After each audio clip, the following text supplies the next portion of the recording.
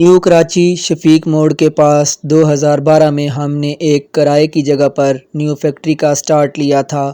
یہ ایک بڑا پلاٹ تھا جس میں 3 پورشن پر مختلف فیکٹریز تھی۔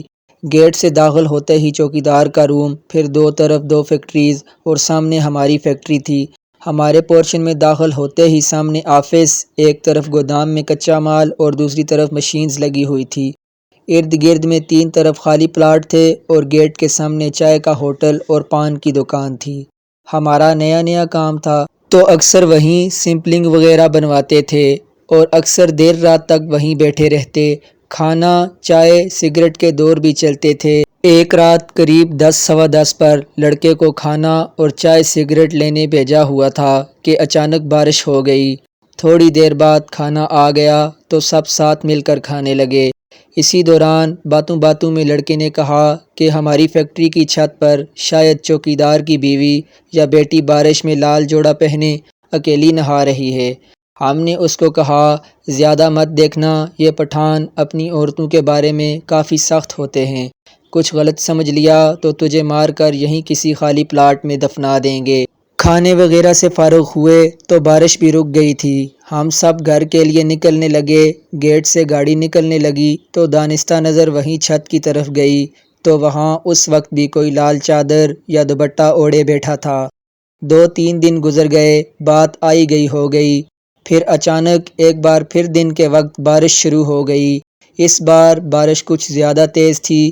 ہمارے پورشن میں گودام والی طرف چھت سے پانی آنے لگا تو ہم نے جلدی لوڈر سے مال سائیڈ میں کروایا اور لڑکے کو چوکیدار کے پاس بھیجا کہ اوپر چھت سے پانی آ رہا ہے تو ہم کو اوپر جا کر پلاسٹک بچھانا ہے تاکہ پانی اندر نہ آئے۔ مگر وہ لڑکا واپس آ کر کہنے لگا کہ چوکیدار تو کہہ رہا ہے کہ اوپر جانے کا کوئی راستہ نہیں، آپ خود کسی سیڑھی کا بندوبست کر لیں۔ ہم کو فوراً وہ چھت پر بیٹھی عورت یاد آ گئی تو میں خود چوکیدار کے پاس گیا اور اس سے کہا کہ جہاں آپ کی فیملی رہتی ہے ہم اس طرف سے چلے جاتے ہیں۔ چوکیدار حیران پریشان کہنے لگا ہماری تو فیملی گاؤں میں ہے، چھت پر تو کوئی نہیں رہتا، نہ ہی کوئی راستہ ہے، تو عورت کہاں سے آ گئی؟ چوکیدار نے جب کہا کہ اوپر چھت پر جانے کا کوئی راستہ نہیں ہے اور کوئی رہتا بھی نہیں ہے، وہ سن کر ہم خوفزدہ تو ہوئے مگر بارش کا پانی چھت سے آ رہا تھا، اس کو روکنا بھی تھا، تو برابر پورشن والوں سے سیڑھی لے کر لڑکوں کو بھیجا کہ چھت پر خیال سے جا کر پلاسٹک شیٹ بچھا آؤ۔ وہ اوپر گئے اور واپس آ کر بتایا کہ چھت پر کچھ کچرا تھا جس سے پانی جمع ہو کر نیچے فیکٹری میں آ رہا تھا۔ وہ دن تو خیریت سے گزر گیا مگر جس عورت کو لال لباس میں دیکھا تھا اس نے دوسرے دن صبح ہی اپنا اثر دکھانا شروع کر دیا۔ ہوا یوں کہ لوڈر صبح باتھ روم گیا تو اس نے باتھ روم میں چیخنا شروع کر دیا۔ ہم سب وہاں گئے تو دروازہ اندر سے بند کر کے وہ زور سے چیخ رہا تھا کہ وہ عورت باتھ روم کے باہر کھڑی اسے گھور رہی ہے۔ ہم نے اسے بتایا کہ کوئی نہیں ہے، تم باہر آ جاؤ۔ اس نے باہر آ کر بتایا کہ دروازہ بند ہونے کے باوجود اسے محسوس ہوا، بلکہ اسے نظر آیا کہ وہ عورت اسے دیکھ رہی ہے۔ اس کا پورا جسم سن ہو گیا تھا، وہ ہل بھی نہیں پا رہا تھا۔ پھر شام کو پھر کسی کو محسوس ہوا جیسے اسے سرد ہوا چھو کر گزری ہو۔ میں مشین کے پاس کھڑا تھا، مجھے صاف نظر آیا کہ وہ عورت میرے پیچھے کھڑی ہے اور مجھے جھرجھری سی آ گئی۔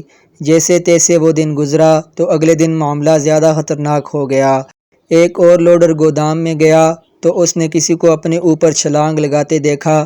وہ ڈر کر پیچھے ہوا تو لوڈر کی ٹرالی سے ٹکرا کر اپنا سر پھاڑ بیٹھا۔ اسے کلینک سمجھا کر بھیجا کہ کچھ الٹی بات نہ کرے ورنہ لوگ مذاق بنائیں گے اور پھر گھر چلا جائے۔ اب معاملہ زیادہ خراب تھا تو ہم نے بھی فیکٹری بند کی اور جس بروکر سے یہ جگہ لی تھی اس کے آفس پہنچ گئے۔ اسے سارا قصہ سنایا کہ اب یہاں کام کرنا مشکل ہے، مشینز وغیرہ کہیں اور شفٹنگ کرنا آسان بھی نہیں اور خرچہ بھی کافی ہو جائے گا۔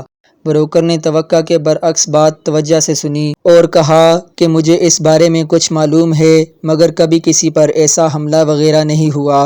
ہم نے اس سے ہی صبح سنیما کے قریب ایک اور جگہ کی بات کی۔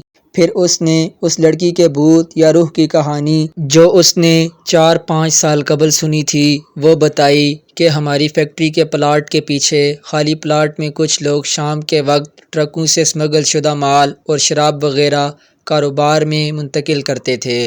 ایک روز اس پلاٹ کے سامنے کچی آبادی سے ایک لڑکا جس کی 2 روز بعد شادی تھی، وہ اپنے دوست کے ساتھ حجام کے پاس بال بھروانے نکلا تو ان گاڑیوں میں سے کسی ایک کار نے اسے ٹکر مار دی۔ لڑکا اور اس کا دوست ان سے الجھ پڑے تو خالی پلاٹ میں جہاں ٹرک کھڑے تھے ان لوگوں نے ان کو پکڑ کر خالی پلاٹ میں لے جا کر تشدد کیا، جس سے دونوں ہلاک ہو گئے۔ وہ ان کو وہیں چھوڑ کر بھاگ گئے۔